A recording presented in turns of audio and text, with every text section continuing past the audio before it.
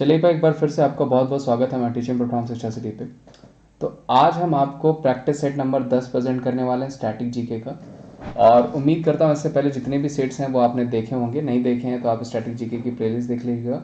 Current affair की भी playlist मैंने बना रखी है, वो भी देख लीजिएगा। स्पेशल जीके का भी एक टॉपिक मैं प्रेजेंट कर रहा हूँ रेगुलर आपको, क्योंकि वहाँ से भी 1 नंबर के क्वेश्चन बनेंगे। प्लस शिक्षा सिटी टेलीग्राम ग्रुप ज्वाइन कर लीजिएगा, जिसका लिंक मैंने डिस्क्रिप्शन बॉक्स में दे रखा है। उसके अलावा अगर वीडियो अच्छी लगेगी तो जरूर लाइक करेगा, चैनल पर जाओगे तो चैनल को सब्सक्राइब करेगा और वीडियोस को ज़्यादा से ज़्यादा शेयर करेगा। चलिए हम पहले क्वेश्चन पे चलते हैं। पहला क्वेश्चन दोस्तों कि पी कोलंबो में किसका स्मारक स्थल हासिल है। तो अगर अभी रिसेंट की न्यूज़ आपने देखा होगा तो प्रधानमंत्री जी भी गए। ये खैर पुराना क्वेश्चन है, लेकिन अभी रिसेंट में कोइंसिडेंस ही कह सकते हैं, प्रधानमंत्री जी भी गए जो यहाँ का ये लेने की ये बन रहा है कि नहीं। ठीक है, तो whose memorial site is located in P Colombo. ठीक है, जो कि कहाँ पे हो जाएगा, वो हो जाएगा तमिलनाडु रामेश्वरम में। किसका हो जाएगा, तो वो हो जाएगा एपीजे अब्दुल कलाम जी का। ध्यान रखिएगा, वेरी वेरी इंपॉर्टेंट, पूछा जा सकता है। एपीजे अब्दुल कलाम जी का जो स्मारक स्थल है वो कहाँ पे बनाया जाएगा, तो पी कोलंबो में बनाया जाएगा, जो कि रामेश्वरम तमिलनाडु में। 1 नंबर का क्वेश्चन। देखिए वर्गीज कुरियन जी किससे जुड़े थे, तो वो जुड़े थे ऑपरेशन फ्लड से। ध्यान रखिएगा, ऑपरेशन फ्लड, जिसको आप व्हाइट रेवोल्यूशन के नाम से भी जानते हैं। किसको, श्वेत क्रांति के नाम से जानते हैं, जो कि वर्गीज कुरियन जुड़े थे। वेरी इंपॉर्टेंट, पूछा जा सकता है। सरोजनी नायडू अगर पूछा जाएगा तो ध्यान रखिएगा, पहली महिला गवर्नर भी रही हैं, प्लस कांग्रेस की पहली भारतीय महिला अध्यक्ष रही हैं, वो भी पूछा जा सकता है आपको। इनकी किताब अगर मान लीजिए आपको पूछा जाएगा तो गोल्डन हेराल्ड हो गई, गोल्डन थ्रेशोल्ड हो गई, जिनकी किताब है पूछी जा सकती है आपको। या फिर बर्ड विंग हो गई, ये किसकी किताब है, सरोजनी नायडू जी की। और एम एस स्वामीनाथन जी की बात करें तो इनको भारत में ग्रीन रेवोल्यूशन के लिए जाना जाता है। किसके लिए जाना जाता है, तो हरित क्रांति के लिए जाना जाता है। जबकि अगर पूछा जाएगा विश्व में किसको जाना जाता है, तो विश्व में जाना जाता है जो है कि हरित क्रांति के लिए नॉर्मन बोरलॉग को। ध्यान रखिएगा, अच्छे क्वेश्चन से पूछे जा सकते हैं आपको। इस क्वेश्चन का आंसर क्या हो जाएगा, वो हो जाएगा आपका एपीजे अब्दुल कलाम। ललित कला अकादमी या राष्ट्रीय कला अकादमी की स्थापना कब की गई थी। वेरी वेरी इंपॉर्टेंट क्वेश्चन, पूछा जाने वाला क्वेश्चन है कि ललित कला अकादमी की और नेशनल अकादमी कब स्टैब्लिश हुआ था, तो वो हुआ था 1954 में, 1954 में। वेरी इंपॉर्टेंट क्वेश्चन, ध्यान रखिएगा, पूछा जा सकता है आपको, पूछा भी गया कई बार। अत्यधिक वर्कआउट करने के दौरान कौन सा एसिड बनता है, विच acid is form during the heavy workout, तो वो क्या हो जाएगा, लैक्टिक एसिड। ध्यान रखिएगा, अत्यधिक वर्कआउट करने से कौन सा एसिड बनता है, तो वो हो जाएगा लैक्टिक एसिड। वेरी इंपॉर्टेंट, जो कि पूछा जा सकता है। उसके अलावा अगर आपको पूछा जाएगा कि त्रिपक्षीय संघर्ष देश की 3 प्रमुख शक्तियों के बीच 750 से 1000 यानी अप्रॉक्स 9वीं शताब्दी, ध्यान रखिएगा 7वीं से 9वीं शताब्दी में किस केंद्रीय शहर का अधिग्रहण करने के लिए हुआ था, तो वो हुआ था कन्नौज। ध्यान रखिएगा, वेरी वेरी इंपॉर्टेंट। और भी क्वेश्चन मैं बना देता हूं, ध्यान रखिएगा। पुष्पीति वंश के जो शासक थे हर्षवर्धन, ठीक है, हर्षवर्धन के बारे में सब ही जानते होंगे। हर्षवर्धन ने थानेश्वर से अपनी राजधानी कहाँ बनाई थी, तो वो कन्नौज बनाई थी। और हर्षवर्धन की जो अगर रिलीजियस फ्रीडम पूछा जाएगा तो वो प्रयागराज हो जाएगा। ध्यान रखिएगा, यही हर्षवर्धन जिनके शासनकाल में वेनसॉन्ग आया था, जो क्वेश्चन आपको पूछा जाता है 1 नंबर का। इनकी किताबें भी आपको पूछी जाती हैं, जो कि नागनंद हो जाएंगी, ठीक है। उसके अलावा रत्नावली हो जाएगी और आपका हो जाएगा प्रियदर्शिका। ये सब किसकी किताबें हैं, तो ये सब किताबें हो जाएंगी हर्षवर्धन की, जो कि पुष्पभीति वंश से संबंधित है। और इन्होंने जो है कि थानेश्वर से अपनी राजधानी कन्नौज बनाई थी। और इनकी जो रिलीजियस फ्रीडम है, वो जो धार्मिक राजधानी थी, वो प्रयागराज थी। आगे बढ़ते हैं। गौतमीपुत्र सतकर्णी 2री शताब्दी ईस्वी में साम्राज्य का महान शासक था, किस साम्राज्य का, तो देखिए वो जो हो जाएगा वो हो जाएगा आपका सातवाहन वंश का। सातवाहन वंश का अगर संस्थापक पूछा जाएगा तो वो हो जाएंगे सिमुक। ध्यान रखिएगा, सिमुक कौन हो जाएंगे, सातवाहन वंश के संस्थापक हो जाएंगे। जबकि गौतमीपुत्र सतकर्णी जो हो जाएंगे इस वंश के सबसे महान शासक हो जाएंगे, जो कि आपको पूछे जा सकते हैं। 1 नंबर का क्वेश्चन है। 320 से 550 ईस्वी पूर्व के बीच भारत का राजवंश किसके हाथ में था, यानी कौन शासन करता था 320 से 550, ठीक है। तो वो हो जाएगा दोस्तों गुप्त डायनेस्टी। गुप्त डायनेस्टी, ध्यान रखिएगा, भारतीय इतिहास का स्वर्णिम काल कहा जाता है। Very very important. गुप्त वंश का संस्थापक कौन था, तो वो हो जाएंगे श्रीगुप्त। प्लस इसमें पूछा जाएगा कि विक्रमादित्य की उपाधि किसे मिली थी, तो चंद्रगुप्त द्वितीय को विक्रमादित्य की उपाधि मिली थी, जिन्होंने सको का यानी फॉरनर्स का जो है कि विफल किया था, उनको हराया था। प्लस इसमें बहुत महान शासक हो जाएंगे समुद्रगुप्त, ठीक है, इनके बारे में भी पूछा जाता है। ये प्रयागराज अभिलेख से संबंधित है, ये भी आपको पूछा जा सकता है कि प्रयागराज अभिलेख से कौन संबंधित है, समुद्रगुप्त। 1 नंबर का क्वेश्चन, जिनको भारत का नेपोलियन भी कहा जाता है। क्या कहा जाता है, भारत का नेपोलियन किसको कहा जाता था? समुद्रगुप्त को ही कहा जाता था। इसमें एक शासक थे स्कंदगुप्त, उनके बारे में भी मैं बता दूं। इनसे संबंधित था आपका भीतरी अभिलेख। कौन सा अभिलेख संबंधित था? भीतरी अभिलेख संबंधित था किससे? स्कंदगुप्त से। और बेसिकली इनको जो है कि कृत्रिम झीलों का निर्माण के लिए जाना जाता था। ध्यान रखिएगा एक नंबर का। अगर पूछा जाएगा गुप्त वंश में म्यूजिक प्रेमी कौन था? वो भी समुद्रगुप्त था। इनके सिक्के पे वीणा बजाती हुई देवियों की औरतों के चित्र मिलते हैं, जो कि पूछा जा सकता है। मौर्य राजवंश की बात कर लें तो इनके अगर संस्थापक पूछा जाएगा चंद्रगुप्त मौर्य। नंद वंश के अंतिम शासक घनानंद को हरा करके मौर्य डायनेस्टी की स्थापना करी थी चंद्रगुप्त मौर्य ने। चंद्रगुप्त मौर्य के ही गुरु कौन थे?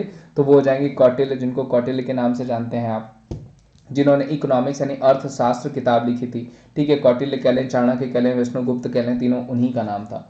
होयसल वंश का देखिए संस्थापक अगर पूछा जाएगा तो वो हो जाएंगे आपके विष्णुवर्धन। एक नंबर का क्वेश्चन है जो कि आपको पूछा जा सकता है। होयसल वंश का संस्थापक कौन हो जाएगा? विष्णुवर्धन।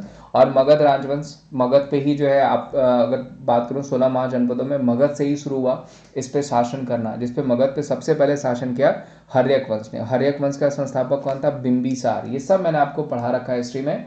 आप कहेंगे तो फिर मैं लाइव आपको कंप्लीट हिस्ट्री पढ़ा दूंगा। इस क्वेश्चन का आंसर गुप्त डायनेस्टी। निम्नलिखित में से गुप्त वंश की भाषा संस्कृत थी, ध्यान रखिएगा। निम्नलिखित में से कौन सा पुरातात्विक महत्व का पूरा पाषाण स्थल है? यानी which of the following is Palaeolithic site of the archaeological importance in India? तो इसमें से कौन सा हो जाएगा? वो हो जाएगा आपका हुंसगी। हुंसगी ध्यान रखिएगा आपका पूरा पाषाण काल स्थित है। तो देखिए मैं आपको बता दूं पैलियोलिथिक इरा जो चला वो 25,000 से आपका 10,000 तक चला था। ध्यान रखिएगा ईस्वी तक चला था। उसके बाद 10,000 से 4,000 तक चला था आपका मध्य पाषाण काल, जिसको आप मेसिलिथिक इला कहते हैं। ध्यान रखिएगा मध्य पाषाण काल चला था आपका 10,000 से 4,000। ये मैं टेनर इसलिए बता रहा हूँ क्योंकि पूछा जाता है। और 4,000 से 1,000 तक चला था आपका नियोलिथिक इरा। ध्यान रखिएगा कौन सा इरा? तो नियोलिथिक इरा, जो कि आपको नवपाषाण काल से नाम से जानते हैं, जिसमें पहियों का आग का आविष्कार आपको देखने को मिलता है। तो इस क्वेश्चन का आंसर क्या हो जाए? हुंसांगी। उसके अलावा 25,000 से 10,000 पूरा पाषाण काल, 10,000 से 4,000 मध्य पाषाण काल, और 4,000 से 1,000 क्या हो जाएगा आपका? नवपाषाण काल। ठीक है, आगे बढ़ते हैं। पूर्वी उत्तरी गोलार्ध में 2 सप्ताह के बाद सूर्य के चारों ओर की कक्षा में अपसर होती है। कब होती है? देखिए ये होती है आपकी विंटर सॉल्स्टिस के समय पे, विंटर जो है आनियत के समय में, जिसमें क्या होता है उत्तरी गोलार्ध में 2 सप्ताह बाद सूर्य के चारों ओर इसकी यानी दूरी बहुत कम हो जाती है उत्तरी गोलार्ध में, बिल्कुल। ठीक है, और आपको ये दिसंबर के आसपास होता है, तो पूछा जा सकता है आपको 22 दिसंबर। ठीक है, इस क्वेश्चन को ध्यान रखिएगा, ये ऐसे इसी फॉर्म में बन के आएगा कि उत्तरी गोलार्ध में से 2 सप्ताह बाद सूर्य की चारों ओर इसकी कक्षा में अपसर बड़ी होती है। ये किस सेंस में होता है? तो ये होता है आपका विंटर सोलिस्टिस। निम्नलिखित में से हमारे सौरमंडल का सबसे गर्म ग्रह कौन सा है? तो वो हो जाएगा शुक्र। ध्यान रखिएगा वीनस, जिसको आप भोर का तारा भी कहते हैं, जो कि पूछा जाता है, स्टार ऑफ डॉन भी कहा जाता है, सांझ का तारा भी कहते हैं, प्लस डार्केस्ट प्लैनेट भी होता है, सबसे चमकीला ग्रह भी होता है, ब्राइटेस्ट प्लैनेट, डार्केट नहीं, ब्राइटेस्ट प्लैनेट भी होता है। कौन सा? आपका शुक्र। ध्यान रखिएगा शुक्र के पास एक भी उपग्रह नहीं है, और इसमें CO2 की मात्रा 95% होती है। ध्यान रखिएगा 95% इसमें CO2 की मात्रा होती है। और ये बाकी ग्रहों से, वीनस और यूरेनस, ये बाकी ग्रहों से उल्टा चक्कर लेते हैं, ये उल्टा रोटेशनल स्पीड होती है इनकी, ध्यान रखिएगा। और मरकरी पूछा रहेगा तो सूर्य के पास वाला सूर्य के सबसे नजदीक ग्रह मरकरी होगा। 88 दिन में ही ये सूर्य का चक्कर लगा लेता है।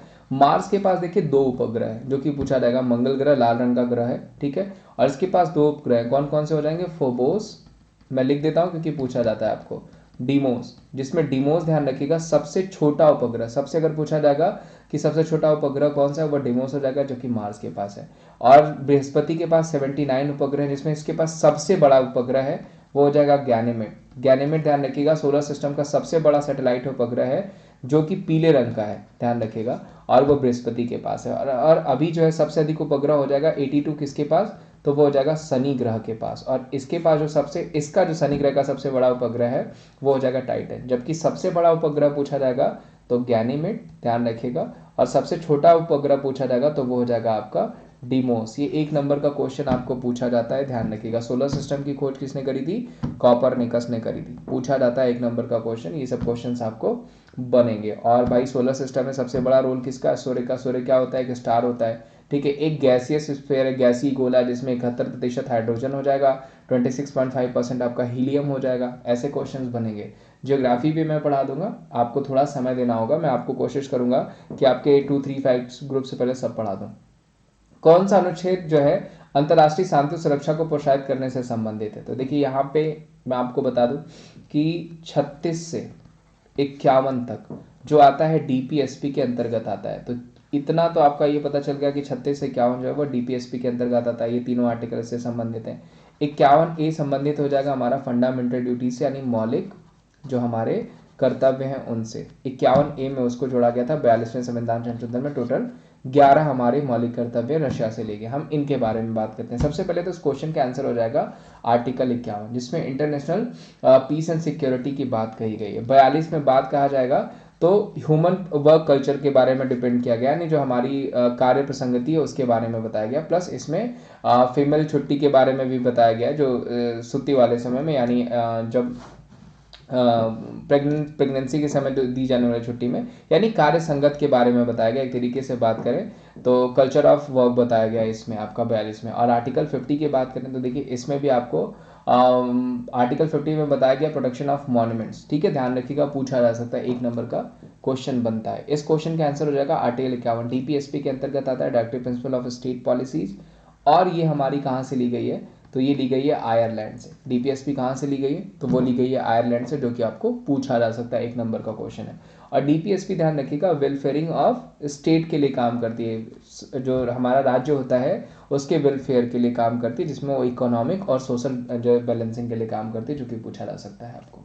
मोबाइल वर्ल्ड कांग्रेस का आयोजन निम्नलिखित में से किस देश में किया गया? तो वो किया गया स्पेन में। ध्यान रखिएगा, पूछा जा सकता है, 1 नंबर का क्वेश्चन है, वेरी इंपॉर्टेंट। ये इवन 100% पूछे जाने के चांसेस हैं इसके, क्योंकि ऐसा क्वेश्चन बन सकता है। जापान की बात करें तो देखिए फूमियो किशिदा नए पीएम बने हैं यहाँ के, जो कि आपको बन सकता है, पूछे जा सकते हैं आपको। ठीक है, इस क्वेश्चन का आंसर क्या हो जाएगा? वो हो जाएगा स्पेन। निम्नलिखित में से कौन सा देश 2026 राष्ट्रमंडल खेलों की मेजबानी करेगा?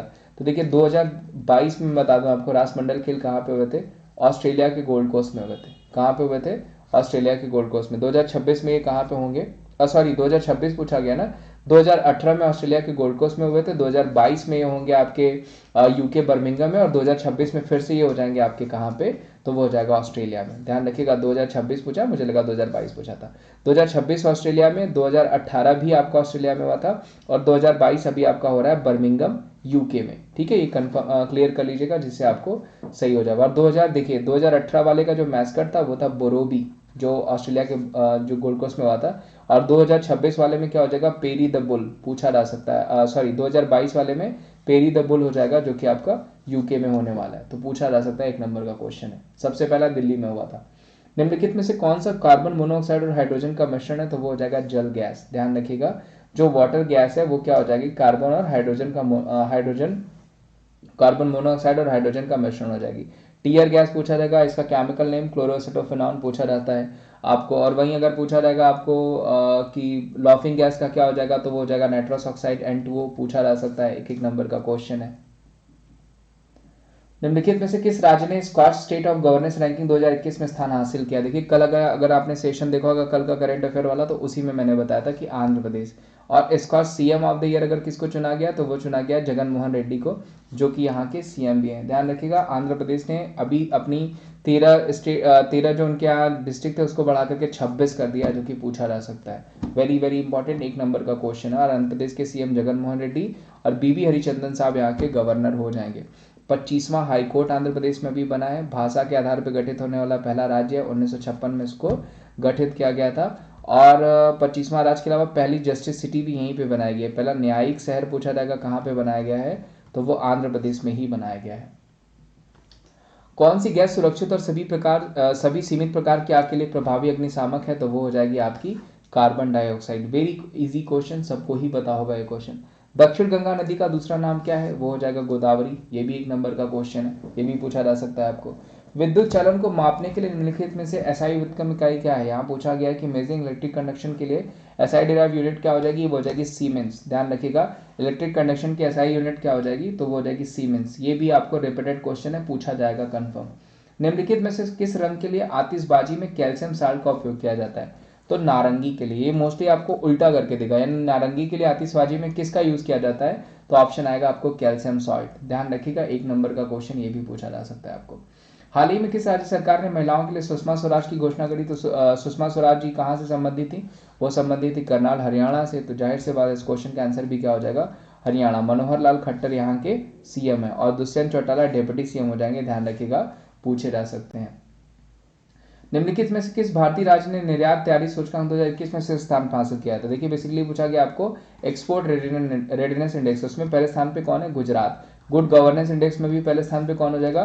वो भी गुजरात ही हो जाएगी, यानी सुशासन अगर पूछा जाएगा राज्य में, गुजरात हो जाएगा। विश्व कंप्यूटर साक्षरता दिवस हम कब सेलिब्रेट करते हैं? तो देखिए कंप्यूटर साक्षरता दिवस यानी कंप्यूटर लिटरेसी डे हम सेलिब्रेट करते हैं 2 दिसंबर को। वेरी इजी क्वेश्चन, 1 नंबर का क्वेश्चन जो कि आपको पूछा जा सकता है। देश का पहला राज्य कौन है जिसने ग्राम स्वराज प्रणाली को स्थापित करा? वो हो जाएगा राजस्थान। ग्राम समाज प्रणाली को स्थापित करने वाला पहला राज्य कौन सा हो जाएगा? राजस्थान। अशोक गहलोत यहाँ के सीएम है, कलराज मिश्र यहाँ के गवर्नर हो जाएंगे और पहला स्टैचू ऑफ पीस बनाया गया यहीं पे, ध्यान रखिएगा। भारत में ईस्ट इंडिया कंपनी की प्रशासन गतिविधियों पर 5वीं रिपोर्ट किस वर्ष के ब्रिटिश संसद में प्रस्तुत की गई थी? देखिए मैं बता दूं, पूछा जा सकता है आपको। 1600 में ईस्ट इंडिया कंपनी आई थी, 1813 में इसका एकाधिकार, ठीक है, जो इसकी मोनोपोली थी उसको खत्म कर दिया गया था और इसी समय आपका जो है इसकी 5वीं रिपोर्ट ब्रिटिश संसद को प्रस्तुत की गई। तब भी 20 साल तक ये चाय का व्यापार करता रहा, 1833 तक, चाइना से यानी बाहर से, ध्यान रखिएगा, पूछा जा सकता है। 1 नंबर का क्वेश्चन ये भी है। इस क्वेश्चन का आंसर 1813। 2011 की जनगणना के अनुसार निम्नलिखित में से कौन सा जिला भारत का सबसे अधिक साक्षर जिला है? तो वो हो जाएगा सिलेक्शिप, ध्यान रखिएगा, मिजोरम का जिला है। Very very important. और 98.3 समथिंग यहाँ की जो है लिटरेसी रेट रही है, जो कि पूछा जा सकता है। लेकिन अगर राज्य पूछा जाएगा तो वो हो जाएगा केरला, जिला पूछा जाएगा तो वो हो जाएगा सिलेक्शिप, जो कि अब मिजोरम का जिला है, ध्यान रखिएगा। भारतीय इतिहास में अत्विक राज के नाम से किसे जाना जाता था? अत्विक का मतलब देखिए होता था जो जंगलों से घिरा, जिसमें सबसे अधिक जंगल हो, तो वो क्या हो जाएगा आपका? वन साम्राज्य। पूछा जाएगा आपको, जैसे मगध मैंने आपको पढ़ाया था तो बताया था इसके दोनों तरफ आपकी विंध्याचल श्रेणी थी, इस वजह से काफी शक्तिशाली होता था क्योंकि दोनों तरफ जंगल, दोनों तरफ से नदियां बहती थी और वहां पे जो है आपका जंगल भी था आपके मगध में, इस वजह से सबसे शक्तिशाली राज्य माना जाता था। इस क्वेश्चन का आंसर वन साम्राज्य। MS एक्सेल 2010 में चयनित पत्ती को छिपाने के लिए प्रयोग की जाने वाली शॉर्टकट कुंजी क्या हो जाएगी? वो हो जाएगी कंट्रोल 9। वेरी इजी, ये भी इजी क्वेश्चन जो कि आपको पूछा जा सकता है। तो दोस्तों ये आज के क्वेश्चन थे, उम्मीद करता हूँ ये सारे क्वेश्चंस आपको अच्छे लगे होंगे। यही कहूँगा, वीडियो अगर आपको अच्छी लगती है तो जरूर लाइक करिए, चैनल पर नया तो चैनल को शेयर करिए और ज़्यादा से ज़्यादा सब्सक्राइब करिए, क्योंकि मैं आपको बेस्ट जो है कंटेंट प्रोवाइड कराऊंगा और पूरे नॉलेज में जो, और साथ ही साथ मैं आपको बहुत सारी एक्स्ट्रा डिटेल्स दूंगा ताकि आप ज़्यादा से ज़्यादा क्वेश्चन, बड़े से बड़े लेवल के क्वेश्चन जो एग्जाम्स हैं उनको भी बिल्कुल क्वालिफाई करें और उनसे संबंधित जो भी प्रैक्टिस सेट्स बनेंगे उनको जरूर प्रोवाइड कराऊंगा। तो आज के लिए बस इतना ही। थैंक यू सो मच, अपना ध्यान रखिए, मिलते हैं हम आपको अगले सेशन में। और उसके अलावा दोस्तों अगर आपको मेरी फ्री क्लासेस ज्वाइन करनी है तो आप अनअकैडमी जो है कि एप्लीकेशन इंस्टॉल कर सकते हैं, जहाँ पे मेरी फ्री क्लासेस चलती हैं। Wimrace@14 आपको हर पेज पे दिख रहा होगा, वही कोड यूज़ करके आपको जो है फ्री क्लासेस ओपन कर लेनी है। प्लस पेड क्लासेस अगर आपको लेनी है तो भी आपका Wimrace@14 कोड ही यूज़ करना है, जिससे आपको 20% का ऑफ मिल जाएगा। प्लस सफलता बैच ज्वाइन कर लीजिए। आज डाउट के अभी ऑप्शन है वहाँ पे, जहाँ पे आप हैंड रेज करके आप अपने डाउट्स पूछ सकते हैं और किसी भी तरीके की दिक्कत हो तो पूछ सकते हैं। डिफरेंट काइंड ऑफ बैचेस हैं और बहुत सारे एजुकेटर्स, इंडिया के टॉप एजुकेटर्स जो आपको पढ़ा रहे हैं। मेरी क्लासेस भी आपको SSC में मिल जाएंगे और रेज हैंड का ऑप्शन जहाँ पे अपने डाउट्स पूछ सकते हैं। प्लस आइकॉनिक सब्सक्रिप्शन हो गया, प्लस सब्सक्रिप्शन हो गया, इनको भी खरीद सकते हैं Wimrace@14 कोड का यूज़ करके। तो आज के लिए बस इतना ही। थैंक यू सो मच, ध्यान रखिए, मिलते हैं हम आपसे अगले सेशन में।